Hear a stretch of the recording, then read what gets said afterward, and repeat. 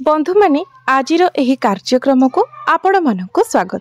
आजिर एही कार्यक्रमटी कन्या राशि व्यक्ति विशेष मानक पई बहुत गुरुत्वपूर्ण अटे, कारण एही पवित्र पणा संक्रांति परठारु आपणक जीवन रे एक विराट बड़ परिवर्तन हेबाको जाउछि। तेबे ताहा आपणक जीवन रे केते मात्रा रे शुभ रहिबो एवं केते मात्रा रे अशुभ रहिबो, आपणक जीवन रे केते मात्रा रे सकारात्मक परिवर्तन हेबो एवं केते मात्रा रे नकारात्मक परिवर्तन हेबो, नवग्रह आपणकु केउ फल प्रदान करिवे से विषय जानिबा पई आपण माने भिडियोटी को स्किप न करी शेष पर्यंत निश्चय देखंतु। तो बंधु माने ग्रह मानकर चलन रे एक बड़ परिवर्तन हेबाको जाउछि। तो नवग्रहंकर स्थिति आपणक पई किपरि रहिबो, नवग्रह आपणकु केउ भली फल प्रदान करिवे एवं एहार प्रभाव रे आपणकर स्वास्थ्य, शिक्षा, प्रेम जीवन, वैवाहिक जीवन, भाग्य, कैरियर एवं व्यापार वाणिज्यर स्थिति एही पणा संक्रांति परठारु आपणक पई किपरि रहिबो से विषय मध्य विस्तार भाबरे आलोचना करिबा। सेथिपाई आपणकर जदि कन्या राशि होइथाय तो भिडियोटी को शेष पर्यंत निश्चय देखंतु एवं भिडियोटी को लाइक करी चैनलटी को सब्सक्राइब करि दियंतु। कमेंट बॉक्स रे भक्ति एवं श्रद्धार सहित जय श्री जगन्नाथ निश्चय लिखंतु। तो बंधु माने आसंतु आरंभ करिबा आजिरो एही कार्यक्रम को, जहाँकि आपणकर जन्म राशि एवं चंद्र राशि उपरे आधारित अटे। तो राशि चक्रर 12 गोटी राशि मध्यरु षष्ठ राशि हेउछि कन्या राशि। तो आपणक राशिर अधिपति हेउछन्ति बुध। तो सर्वप्रथम आसंतु जानि नेबा आपणकर स्वास्थ्य किपरि रहिबो एही पवित्र पणा संक्रांति परे। तो कुंडलीर प्रथम भावटी होइथाय आपणकर स्वास्थ्यर भाव, इम्युनिटी सिस्टमर भाव एवं आपणकर प्रथम भावर अधिपति हेउछन्ति बुध। बुध आपणकर सप्तम भावरे विराजमान अछन्ति। तेबे बुधंक सहित शनि एवं राहु मध्य आपणकर सप्तम भावरे अछन्ति। तो आपणकर स्किन रिलेटेड किछि छोट मोट प्रॉब्लम देखा देई पारे, इन्फेक्शन, एलर्जी भली समस्या देखा देई पारे।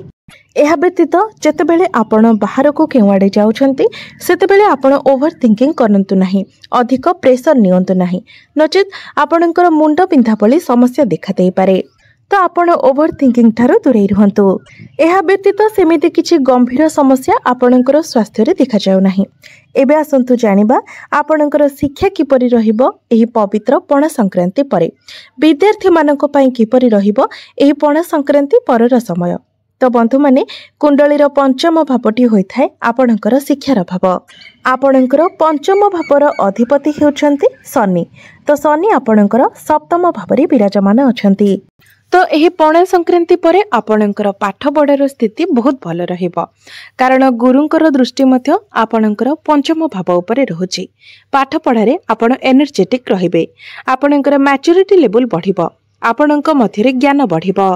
किंतु शनि जेहेतु राहुंक सहित विराजमान अछन्ति एवं शनि एवं राहु एकत्र हेबा कारणरु श्रापित दोष बनुछि, सेथिपाई आपणकर पाठपढ़ा क्षेत्र रे सबु किछि भलो हेला परे भी आपणक मनरे दुश्चिंता रहिबो, एक प्रकारर शंका रहिबो, आपण कन्फ्यूज होई जिबे, आपणक मनरे एक प्रकारर डाउट रहिबो। आपण निजे निजकु नै डरिबे, निजे निजकु नै प्रश्न करिबे, निजे निजकु नै कि ही आपण कन्फ्यूज होई जिबे एवं निजर काम को नै कि आपण डिसैटिस्फाइड हेबे। तेबे ए सबु समस्या केवल 18 मई पर्यंत रहिबो। जेतेबेले राहु आपणकर सप्तम भावरु बाहरी जिबे सेतेबेले आपणकर ए सबु समस्या मध्य दूर होई जिवो। आपण बहुत टैलेंटेड रहिबे, आपणकर माइंड शार्प रहिबो, किंतु एही श्रापित दोष प्रभाव रे आपण कन्फ्यूज रहिबे, आपणक मनरे भय रहिबो। किंतु ए सबु को जदि आपण दूरे दियंती तो पाठ पढ़ा को देखिबाको गले पाठ पढ़ा आपणकर बहुत भल रहिबो। तेबे एथिपाई आपण प्रतिकार निश्चित भाबरे करंतु। प्रतिकार गुडिक आमे वीडियो शेष रे जानिबा। एबे आसंतु जानिबा आपणकर प्रेम जीवन किपरि रहिबो एही पवित्र पणा संक्रांति परे।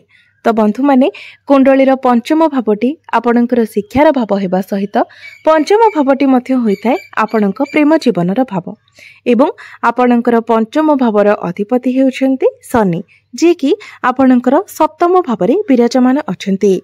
तेबे प्रेम जीवन रे आपण निजर पार्टनर को मध्यरे टिके एग्रेशन देखिबाकू पाइबे। तांकु लागिबो जे से जहा भी करूछन्ति ताहा ही ठीक अटे, कारण शनि राहुंक सहित विराजमान अछन्ति एवं श्रापित दोषर निर्माण हेउछि। तो आपणकु ही ए सबुरे कंट्रोल करिवार अछि। कारण ग्रह मानकर गोचर जोगु ही आपण निजर पार्टनर मध्य एभली स्वभाव देखा पाइबे। तेणु आपण जदि ए सबरे एडजस्ट करनियंती तेबे ताहा ही आपणक पई भल रहिबो। जदि आपण ए सबरे कंट्रोल न करंती एडजस्ट न करंती तो आपणक मध्यरे किछि समय पई कथाबार्ता बंद मध्य होई जाय पारे, अर्थात आपणकर प्रेम जीवन रे किछि समय पई समस्या मध्य सृष्टि होई पारे। तेबे ए सबु जहाँ भी किछि समस्या आपणकर 18 मई पर्यंत रहिबो। राहुंकर राशि परिवर्तन परे आपण निजर प्रेम जीवन रे ए सबु क्षेत्र रे सुधार देखिबाको पाइबे। एबे असंतु जानिबा आपणकर वैवाहिक जीवन किपरि रहिबो एही पवित्र पण संक्रांति परे। तो बंधु माने कुंडलीर सप्तम भावटी होइथाय वैवाहिक जीवनर भाव, आपणक जीवन साथीर भाव। आपणकर सप्तम भावर अधिपति हेउछन्ति देवगुरु बृहस्पति।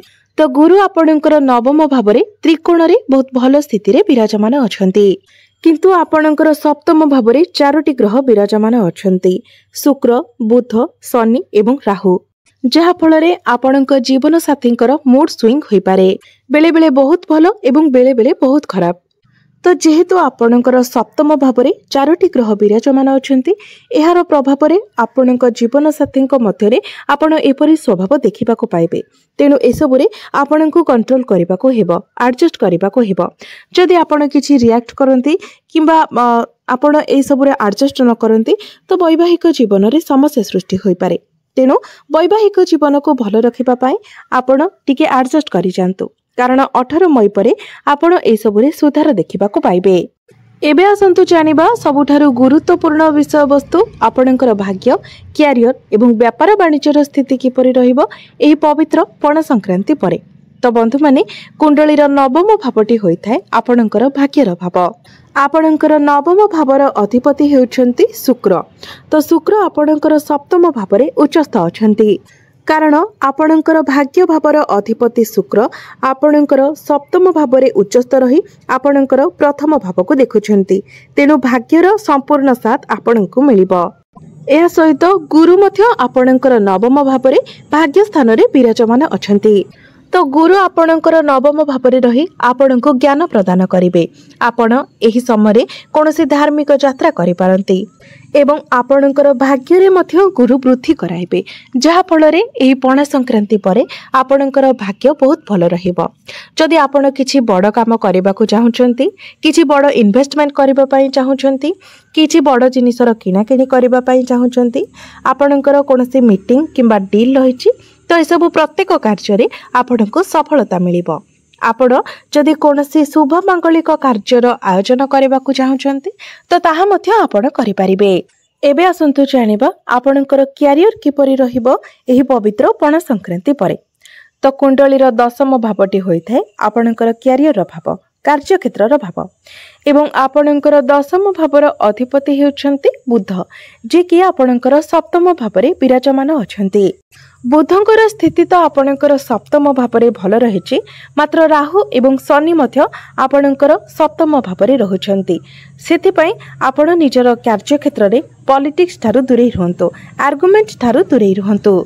आपण केवल निजर काम रे ही फोकस करंतु, कारण बुध शनि सहित थिबा हेतु कोनोसी व्यक्ति आपण को इन्फ्लुएंस करि पारंती एवं आपण सही व्यक्ति कथारे इन्फ्लुएंस मध्य होई जाय पारंती, किंतु आपण को ए सब हेबार नाही। ए सब ठारो आपण को दूरे रहिबार अछि, आपण को सतर्क रहिबार अछि। अन्य कहार कथारे पड़ी आपण कोनोसी डिसिजन नियंतु नाही किंबा कोनोसी व्यक्ति विषय रे कोनोसी खराब कथा मध्य कहंतु नाही। आपण केवल निज कार्य रे ध्यान दियंतु, निज काम रे ही आपण फोकस करंतु, कारण क्यारियर आपणकर एही पण संक्रांति परे बहुत भल रहिबो। आपण निजर काम गुडी को बहुत भल भाबरे करि परिबे। जदि आपणकर टार्गेट बेस कोनोसी कार्य रहिछि तो ताहा मध्य कंप्लीट होई जिवो। केवल आपण अन्य कहार कथारे पडंतु नाही, कोनोसी पॉलिटिक्स रे पडंतु नाही किंबा कोनोसी जुक्ति तर्क रे मध्य आपण पडंतु नाही। ए सबठारो आपण दूरे रहंतु। एहा व्यतीत आपण स्ट्रेट फॉरवर्ड न होई भाबी चिंती कोनोसी कथार उत्तर दियंतु। मंगल जेहेतु आपणकर दशम भावरे अछंती तो आपण एनर्जेटिक रहिबे, आपण निजर काम गुडी को भल भाबरे करि परिबे। तेनु अजथा कथाटारु दूरे रही आपण जदि केवल निज क्यारियर रे फोकस करंती तो क्यारियर रे आपण बहुत अधिक उन्नति करिवे। बिजनेस रो कथा जदि कहिबा तो पणा संक्रांति पर बिजनेस आपणकर बहुत भल रहिबो कारण बुध शुक्र एवं शनि आपणकर केन्द्र रे विराजमान अछंती। आपणकर बिजनेस रे ग्रोथ आसीबो, आपणकर इनकम बढ़िबो, फाइनेंशियल ग्रोथ हेबो, आपण निजर बिजनेस को आगो को मध्य बढ़ाई पारिबे। तेबे बंधु माने एबे असंतु जानि नेबा किछि प्रतिकार विषय रे जो प्रतिकार गुडिक करिबा द्वारा आपणकर समस्त अशुभत्व गुडिक खंडन होई आपणको अधिक शुभत्व प्राप्ति हेबो। सेथिपाई आपण प्रत्येक दिन बुधंकर बीज मंत्र 108 थर जप करंतु। प्रत्येक दिन आपण शनिंकर बीज मंत्र मध्य 108 थर जप करंतु एवं प्रत्येक दिन आपण उदित सूर्य को तंबपत्र रे जलार्घ्य अर्पण करंतु।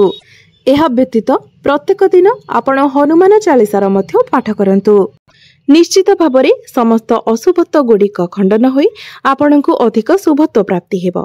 तो बंधु माने आपणकर जीवन मंगलमय हेउ, एहा ही ईश्वरंक निकटरे मोर प्रार्थना। धन्यवाद।